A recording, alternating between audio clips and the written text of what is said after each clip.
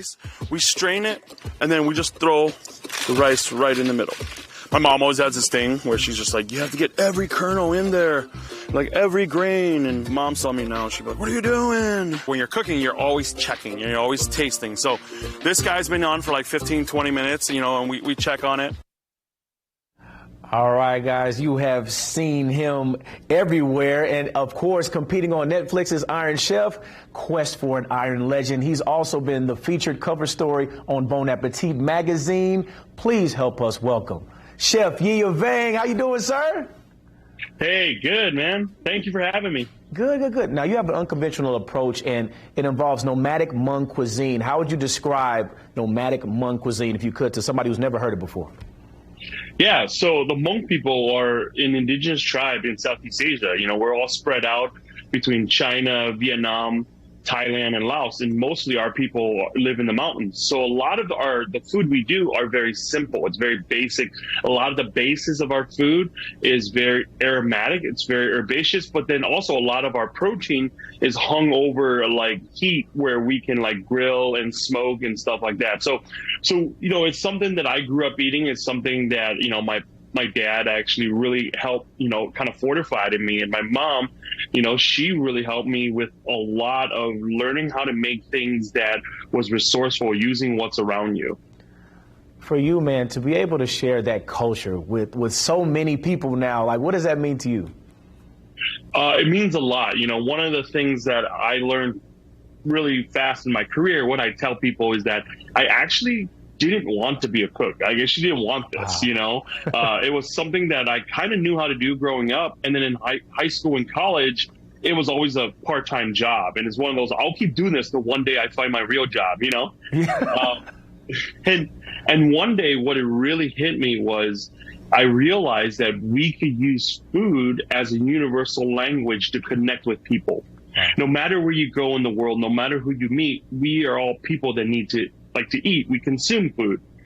And I learned that food is a great way to tell stories, to understand people, because food is such a big part of our lives. And when I really dug deep into that, we have this saying where we say at our restaurants, we say that every dish has a narrative. If you follow that narrative long enough and close enough, you get to the people behind the food. And once you're there, it's really not about food. It's about people. That, you know, that food is a catalyst into cultivating great relationships. And when I found the food that I was excited about and I followed that story, it led to the table of my mom and dad. And I learned a lot about them, about our people and our culture. Wow. I think I can speak for everybody by saying, thank goodness you didn't find that real job. I'm still looking for a real job. If you know anything out there, let me know, bro. I got you, man. So on your Food Network series, Stoked, viewers can actually join you live as you cook over your wood fire grill. Is that right? Yeah, I mean, like, you know, we filmed it a while back, you know, but it's, if you want to, you can follow along. And there's, you know, there's recipes and stuff that are connected that you can go online to. And I kind of take you a step by step. But what's really cool about when Food Network teamed up with us for this project, I told them, I'm like, hey, I would really love to do Hmong food, especially over wood fire, which is, you know, very, you know, traditional to our people, especially a lot of the proteins cooked over wood fire. So I said, hey, that's what I want to do. And so you find the basics of Hmong food. And I tell people that if you want to know our people, you have to know our food, because our cultural DNA is intricately woven into the foods that we eat. If people want to get a taste of your culture, you've got restaurants. Tell us about those restaurants you have. Yeah, so we have, I jokingly I would say we have 1.5 restaurants.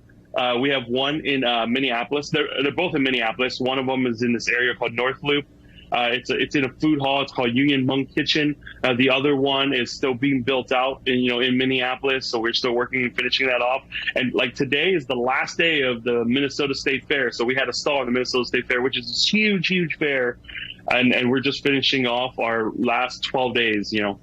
Wow, man, that's so much to look forward to. Now, hold on, Chef Vang. I did not hear Indianapolis on that list. I didn't hear that. That distributes me. Hey, well, you know, I just wanted you guys to know I am a Notre Dame fan. You know, okay. So you know, I watched Rudy as a kid play high school football, so I believe him. So I'm a huge Indiana fan. We have not, come that far east yet, but we're still, we're working here. So. Cool. Well, I just thought I'd put the pressure on you real quick, man, to get that Indiana location up. We appreciate the time. We'll try. We'll see what we can do, but we're still really small. We appreciate it, man. It's small to you, but I'm sure it's big to everybody else. It's only going to get bigger. Congratulations on the future. Chef Yiya Vang, your new series on the Outdoor Channel is called Feral, premieres in November, and viewers can also find you on the Food Network. Man, thanks again for the time and spending your holiday with us. We appreciate it, man. Appreciate it, brother. Yes, sir.